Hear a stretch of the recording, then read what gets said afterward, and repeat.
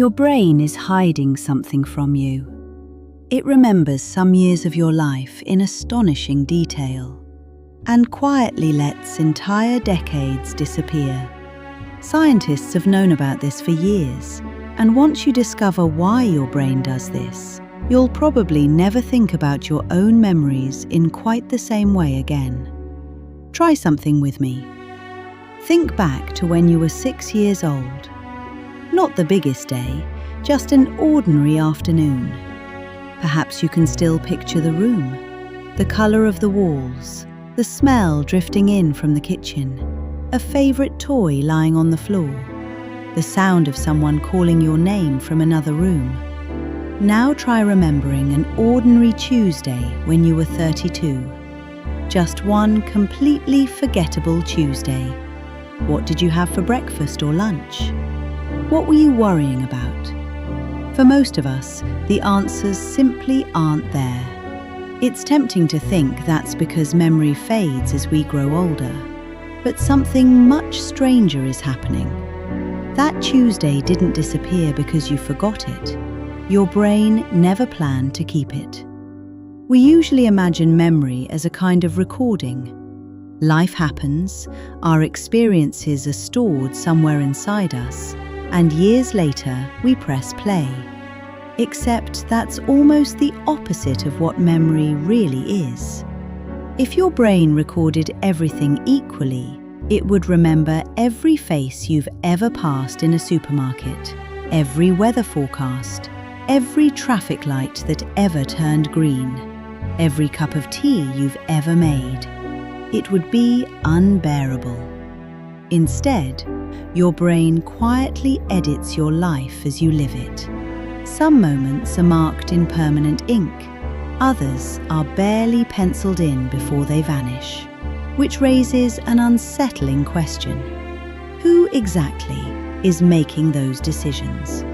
The answer begins with something your brain values far more than accuracy. It values change. You hardly notice a room you've entered every morning for the last 20 years. Your brain has already learned where everything belongs. It predicts what it will see before your eyes have finished looking. Now imagine opening the door to somewhere you've never been before. Suddenly, everything feels sharper. You notice tiny details you would normally ignore. For a moment, time itself seems to slow down. Or rather, your attention has. Without asking your permission, your brain has decided that this moment might matter, and attention is where memory begins. Researchers have discovered that memory isn't primarily built from time, it's built from significance. Not the significance you recognize years later, the significance your brain senses in the moment. Every experience is quietly being asked the same question. Will this help us tomorrow? Most moments receive a gentle answer. Probably not. That sounds rather sad until you realize what your brain is actually trying to do.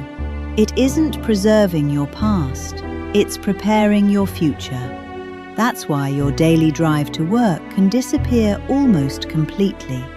People call it driving on autopilot. But your brain wasn't asleep. It was being wonderfully efficient. The journey happened. It simply wasn't different enough to become part of the story. And perhaps that's the first clue, because what happens during a 20-minute commute also happens across entire years of our lives. The strange thing is that we usually don't notice it's happening. Life settles into familiar rhythms. There's comfort in that kind of familiarity. We build homes, friendships, and routines because they make life steadier, not because they're memorable. Yet when we look back years later, something unexpected has happened. The months seem to have folded into one another. It can feel as though time itself has started moving faster. People often say that happens because we're getting older. But psychologists have wondered whether we've been asking the wrong question. Perhaps time doesn't speed up. Perhaps memory becomes less detailed. The brain measures time not by the number of days we lived, but by the number of landmarks it can find. And that leads to one of the most remarkable discoveries in memory research. A psychologist named David Rubin, along with other researchers, spent years asking people a deceptively simple question. Tell me about the moments that shaped your life. The answers came from thousands of people, different countries, cultures, and generations. When the researchers stepped back and looked at all the answers together, an unmistakable pattern appeared. It was so consistent that psychologists eventually gave it a name: the reminiscence bump. It describes one of the deepest patterns hidden inside almost every human life. Again and again, people remembered an extraordinary number of experiences from roughly the same period. Not early childhood, not the last few years, but the years between about 15 and 30. Those years seem to shine more brightly than the rest. So why would the brain preserve them with such remarkable care? The answer isn't happiness, it's identity. Those are the years when many of us first begin asking questions that quietly shape the rest of our lives. Looking back, they become the chapters where the story of you first began to take shape. Think about the stories you've told over the years.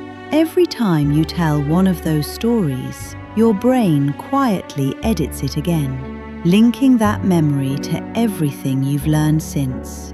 There's another clue hidden in something almost everyone has experienced. You're listening to the radio. A song begins. Within seconds, you're no longer where you are. You're standing in another decade. For a moment, it doesn't even feel like remembering. It feels like returning. Neuroscientists have spent years trying to understand why music can do this. Part of the answer is that music rarely arrives on its own. It becomes woven together with emotion, place, and people. Your brain doesn't file away the melody in one drawer and your feelings in another. It stores them as a single experience. Smell can have the same extraordinary effect. The French writer Marcel Proust described this so vividly that psychologists eventually gave the phenomenon his name. That changes the way we think about forgetting. Perhaps much of our past isn't disappearing at all. Perhaps it's simply hidden behind doors we no longer know how to open. Psychologists call these doors retrieval cues. It could be a photograph or an old street, anything that helps the brain find a path back to experiences that seemed lost. We assume memory is there to preserve the past, but your brain has never treated memory as an archive. It has always treated it as a tool. It keeps what it believes will help you make sense of the future, which leads to one final discovery.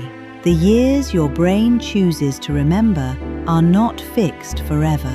And that raises a fascinating question. Why do some years seem wonderfully long when we look back, while others appear to have vanished almost overnight?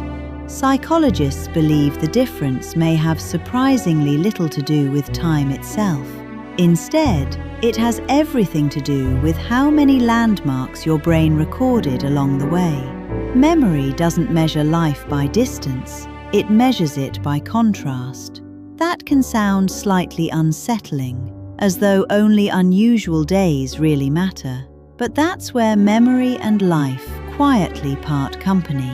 Some of the most important chapters of our lives are built from repetition: packing school lunches, walking the dog every evening, sharing meals around the same table. None of those moments may feel especially memorable while they're happening, yet, together, they become the foundations of a family. Memory sometimes mistakes novelty for significance. Life rarely does. Researchers have repeatedly found that people are surprisingly poor historians of their own lives, not because they're dishonest, because the brain is constantly searching for meaning. The stories the brain chooses to protect are the moments that answered life's deepest questions. Those are the memories that survive, because they became part of the person who remembers them. And yet, there is one final twist. If memory is constantly editing our past, does that mean the most memorable years of our lives are already behind us? After all, the reminiscence bump tells us that our memories cluster around early adulthood. But psychologists are careful to point out something that's often overlooked. The reminiscence bump describes a pattern, not a limit. Your brain never loses its appetite for novelty. Show it something genuinely new, and it still pays attention. Researchers have found that seeking new experiences throughout life doesn't simply make life more interesting. It encourages the brain to build new connections, remain adaptable, and continue laying down rich memories. So the next time a perfectly ordinary day slips by without much fanfare, don't be too quick to dismiss it. Years from now, you may discover that this was the afternoon your brain chose to write in slightly darker ink. Thanks for spending time with me. Until next time, stay curious.